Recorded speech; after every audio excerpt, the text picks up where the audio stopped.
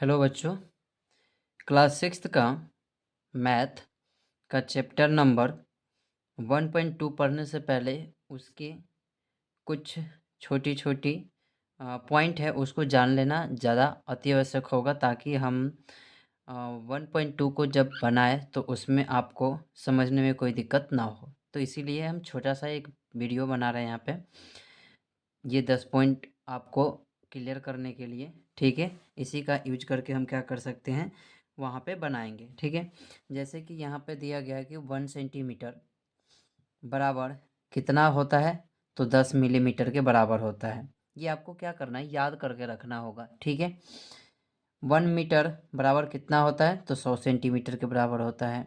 और 100 सेंटीमीटर बराबर कितना हो जाता है, तो 1000 मिलीमीटर हो जाता है। ठीक है, तो ये सेंटीमीटर मीटर जो है वो कपड़ा उपड़ा जब नाप तोल करते हैं, तो जैसे कि भवन वन निर्माण करना हो तो उसमें ये सब चीज़ें की इस्तेमाल करते हैं, मीटर का, सेंटीमीटर का। ठीक है,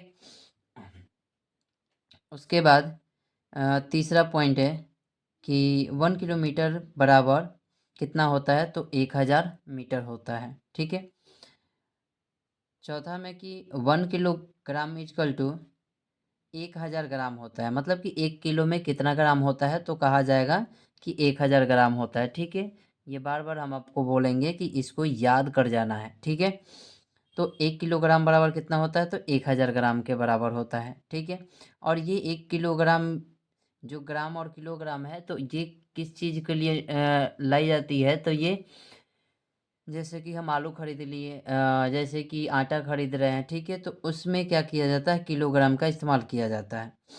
उसके बाद 1 क्विंटल बराबर कितना होता है, तो 100 किलोग्राम के बराबर होता है, यानी कि 100 किलो होता है तब जाके क्या होता है, 1 क्विंटल के बराबर होता है।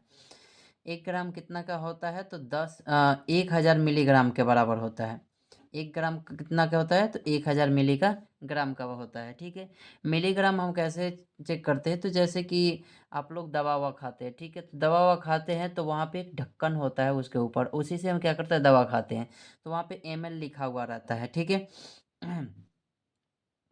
तो उसमें इस्तेमाल हम किया करते हैं। ठीक है, उसके बाद आते हैं 250 ग्राम। 250 ग्राम का मतलब होता है कि 1/4 किलोग्राम, यानी कि 1/4 किलोग्राम, और इसे क्या कहा जाता है, एक पाव भी कहा जाता है। ठीक है, इसके आगे है कि 8 में कि 1 मतलब कि 1 घंटा बराबर कितना होता है, तो 60 मिनट के बराबर होता है।